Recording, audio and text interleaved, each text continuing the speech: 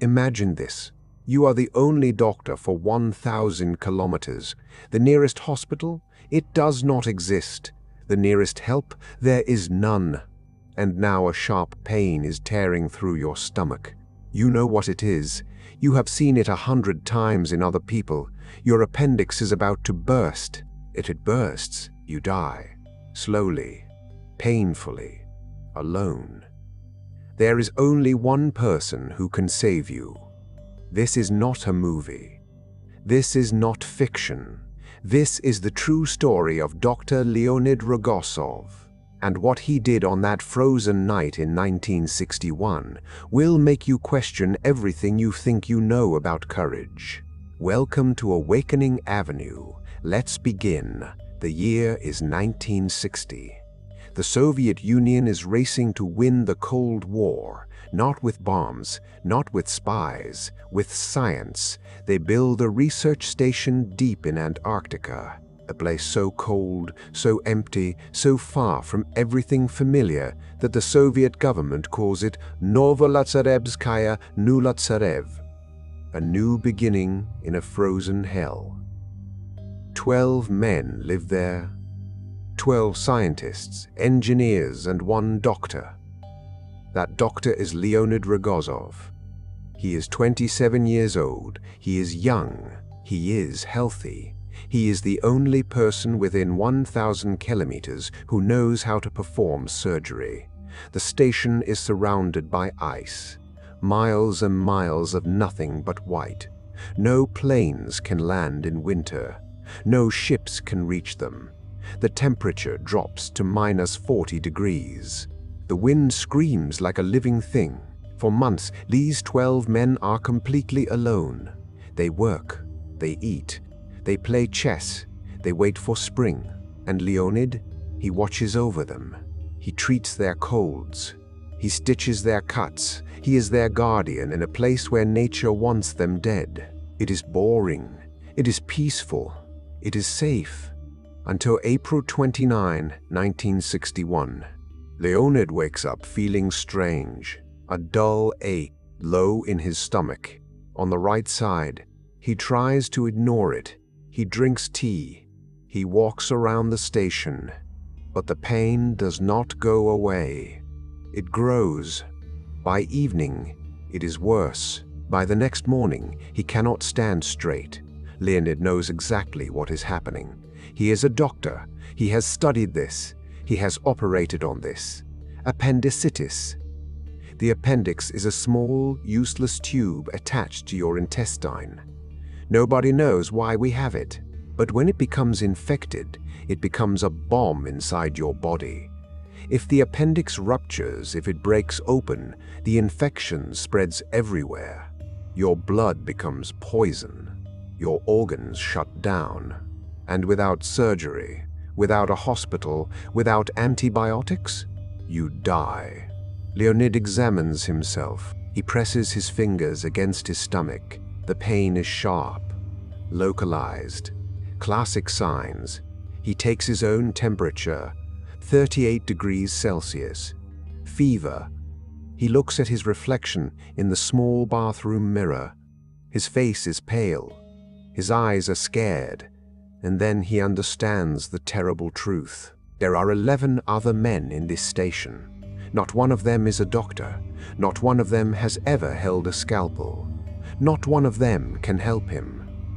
The nearest hospital is in South Africa, 2 weeks away by ship. But the sea is frozen. No ship can come. No plane can land. The weather is too dangerous. Leonid Rogozov is going to die, unless he does something that no sane person would ever consider. Leonid does not sleep that night. He lies in his small bed, staring at the ceiling, feeling the fire in his stomach grow hotter. He knows the timeline. He knows the mathematics of death. Without surgery, he has maybe 24 hours, maybe 36. Then the appendix will burst. Then it will be too late. He thinks about his options. Option 1, do nothing. Wait for the pain to stop. Hope it is not appendicitis. Hope it is just a stomachache. But Leonid is a doctor. He does not hope, he knows. Option 2. Ask one of the other men to operate on him. But how? How do you teach a man to cut open a human body in 12 hours? How do you teach him to find an organ the size of a finger? How do you teach him to sew stitches that will not tear? How do you teach him to sew stitches that will not tear? How do you teach him to stop bleeding? One mistake, one tremble of the hand, one wrong cut, and Leonid dies on his own operating table. Option 3. Operate on himself. Leonid thinks about this for hours. He has never heard of anyone doing this successfully. He has read about it in medical books, desperate attempts, usually ending in death. The human body is not designed to be cut open while you are awake. The mind is not designed to cause pain to itself. But what choice does he have? At 2 a.m., he makes the decision. He will operate on himself. Tomorrow, before it is too late, he gets out of bed. He walks to the medical room. He prepares the instruments: scalpel, forceps, needle, thread, antiseptic, mirror. A mirror. Because he cannot see inside his own stomach, he will need to look at his reflection. He will need to cut backwards. In reverse, he tests the mirror. He holds the scalpel in his right hand. He looks at his reflection. Left is right, right is left. Every movement must be opposite. His hand shakes. He puts the scalpel down. He goes back to bed, and he waits for morning. April 30th, 1961, 2 p.m. The station is quiet. The other men have been told. They stand in the medical room, faces white with fear. One of them is a meteorologist. One is a mechanic. One is a radio operator. Leonid has chosen 3 assistants, not because they are qualified, because they are calm, because they will not faint. He has given them instructions, simple instructions. Hold this, give me that. If I fall unconscious, give me this medicine. If I vomit, turn my head. He has also given himself a local anesthetic, a drug called Procaine. It will numb the skin. It will numb the muscle, but it will not numb everything. He will feel the cut. He will feel the pressure. He will feel his own hands moving inside his body. He knows this.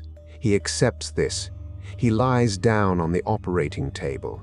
He is wearing only a white shirt, open at the stomach. The room is cold.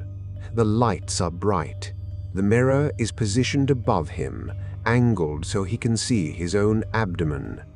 He picks up the scalpel. He makes the first cut.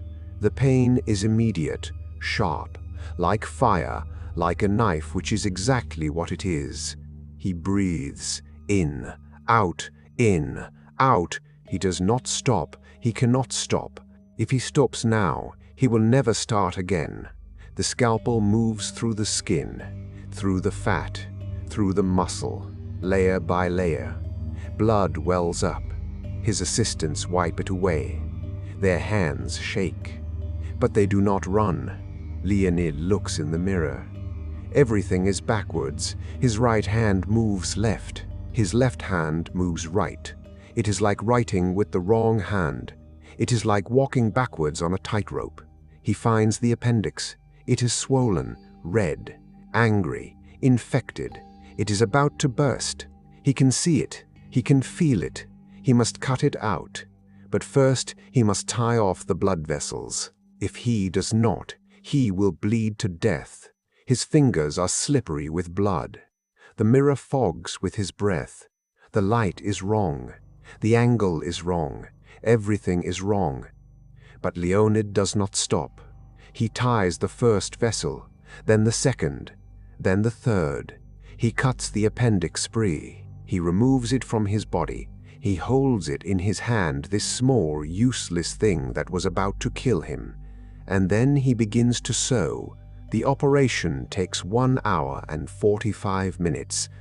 For 1 hour and 45 minutes, Leonid Rogozov is both surgeon and patient. He is both the hand that heals and the body that bleeds. At one point, he almost faints. The room spins, the mirror doubles. He feels himself slipping away into darkness. He tells his assistant to give him more anesthetic. Not too much. Too much will stop his heart. Just enough to stay awake. He continues. The stitches are uneven. They are not perfect, but they hold. When it is done, when the last knot is tied, when the last drop of blood is wiped away, Leonid looks at his work. He is alive. He closes his eyes. And he sleeps for the first time in 48 hours. Leonid Rogozov survived. His fever broke after 5 days. His wound healed without infection, a miracle in itself, in a place where germs thrive in the cold, dry air. 2 weeks later, he was back at work, treating colds, stitching cuts, watching over his men. The Soviet Union did not tell the world immediately. This was the Cold War. Secrets were currency. But eventually, the story leaked. And when it did, the world was stunned. A man who operated on himself in Antarctica with a mirror. What kind of person does that? A person who refuses to die. A person who refuses to give up. A person who looks at impossible odds and says, "Not today." Leonid Rogozov returned to Russia. He lived for many more years. He became a respected doctor. He married. He had children. He grew old. But he never forgot that night. He never forgot the feeling of the scalpel. He never forgot the sound of his own breathing, counting the seconds between cuts. He died in 2000 at the age of 66. Not from appendicitis. Not from infection. From the ordinary things that take ordinary men. But he was never ordinary. Before we close, let's hold on to the words that carried us through this story. Appendicitis, an infection of the appendix, a small organ in your stomach. Leonid knew he had appendicitis when the pain would not stop. Rupture, to break or burst open suddenly. If his appendix ruptured, the infection would spread through his body. Anesthetic, a drug that stops you from feeling pain. He used a local anesthetic, but he still felt the pressure of the scalpel. Scalpel, a small sharp knife used by doctors in surgery. He picked up the scalpel and made the first cut. Forceps, a tool like scissors, used to hold or pull things during surgery. His assistants used forceps to hold the wound open. Infection when bacteria enter the body and cause disease. Without antibiotics, the infection would kill him. Conscious, awake, and aware of what is happening. He had to stay conscious during the entire operation. Vessel, a tube in the body that carries blood. He tied off the blood vessels before removing the appendix. Stitches threads, used to sew a wound, closed. The stitches were uneven, but they held. Survived to continue living despite danger or difficulty. Leonid Rogozov survived because he refused to give up. Write these words down. Use them in your own sentences. Because every word you learn is a tool. And tools are what you use when the world asks you to be brave. Leonid Rogozov did not operate on himself because he was fearless. He was terrified. We know this because he was human, and humans feel fear. He operated on himself because he had something stronger than fear. He had purpose. He had 11 men who depended on him. He had a family waiting for him. He had a life he was not ready to leave. And so he did what seemed impossible. Not because it was easy, because the alternative was worse. This is what survival really means. It is not the absence of fear. It is the decision to act despite fear. And this is what learning English means too. Every time you open a video like this, Every time you listen to a story in a language that is not your first, every time you write down a new word, you are doing something brave. You are stepping into the unknown. You are operating on yourself, in a way, cutting open your old limits, sewing new knowledge into your mind. It is uncomfortable, it is difficult, sometimes it hurts, but you do it anyway. Because on the other side of that discomfort is a version of you that speaks to the world, that understands the world, that belongs to the world. Leonid Rogozov saved his own life with a scalpel and a mirror.